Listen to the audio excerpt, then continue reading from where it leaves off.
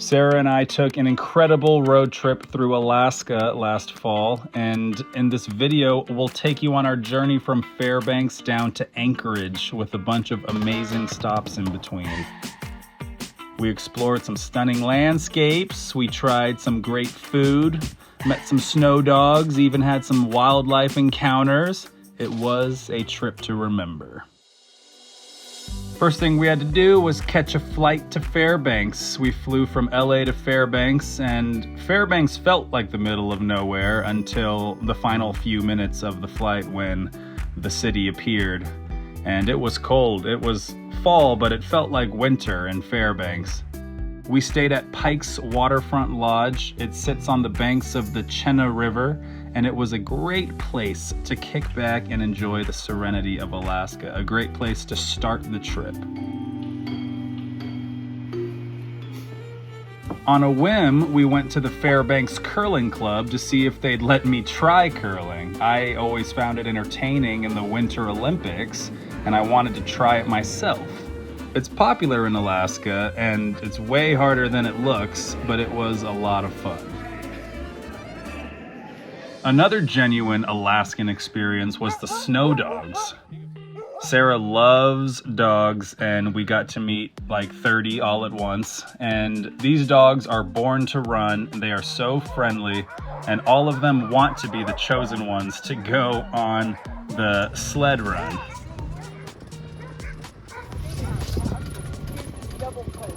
We made our way to Chena Hot Springs, just outside Fairbanks, for some serious chill time. A perfect way to unwind after a day of adventure. It kind of smells like sulfur, just because it's all natural, but we got used to it quickly and we really enjoyed that warmth, especially being outdoors in Fairbanks, so that was awesome. Some locals told us the best Korean food was under the bowling alley, which felt odd, but they were absolutely right. We went to Soul Gate and it was delicious.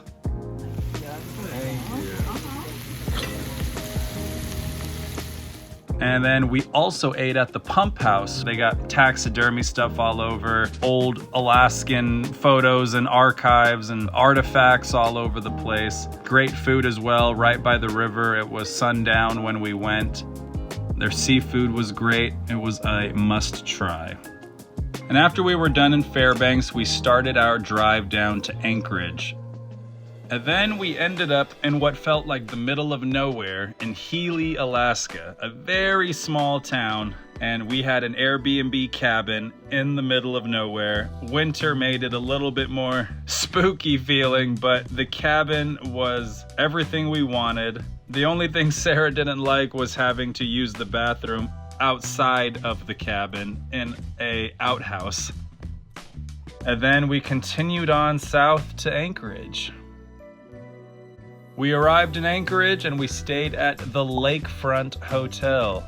The views were beautiful. It's right on the water again. A great place to recharge before we took on Anchorage, which is the most populated and popular city in Alaska.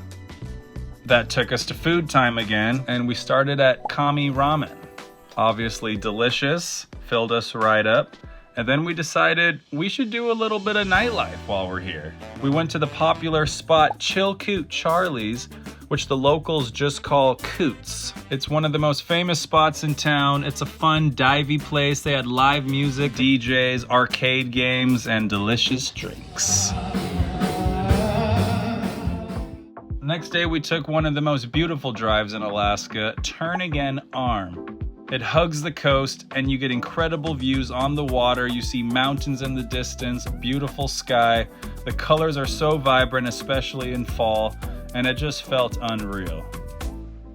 One of our stops along Turnagain Arm, and I think our favorite stop of the trip, was the Alaska Wildlife Conservation Center. This place is all about preserving Alaska's native wildlife. We got to see everything that Alaska's unique wildlife has to offer, including the moose, bears, actual wolf pack, lots of different ox and deer. Sara said she could have stayed there all day and just watched her animals because that's the type of person she is, and it was a really fun stop for both of us. On our way out of there, we stopped in the town of Girdwood, and it was time to finally scratch the itch of Alaskan king crab. And this is where we had it. The crab was fresh, the butter was savory, and it was everything we wanted it to be. Our next big adventure was Kenai Fjords National Park. We wanted to see glaciers, and the park delivered. We got to get as close as we wanted and took some cool drone footage and some nice photos enjoying the area. Really cool visit. Something I wanted to do was go to the Alaska Native Heritage Center because we're enjoying this wonderful vacation on land that was someone else's originally. And I got to learn a little bit more about the history of Alaska becoming a state. Having grown up in Hawaii, it was interesting to compare and contrast the Native Alaskan story and history to the Native Hawaiian story. It was a little slower paced, less scenic, but very educational, and it was humbling. From Fairbanks down to Anchorage, to great food, great landscapes, Alaska was definitely a magical trip for us, and fall was just a great time to go. Not only was it not peak tourism season, but Fairbanks was very wintry if you want to get that cliche Alaska tundra, and Anchorage really felt like fall with the leaves and changing colors, so we kind of got it all right there in October. We hope this video inspired you to go out there and have your own Alaskan adventure. Safe travels!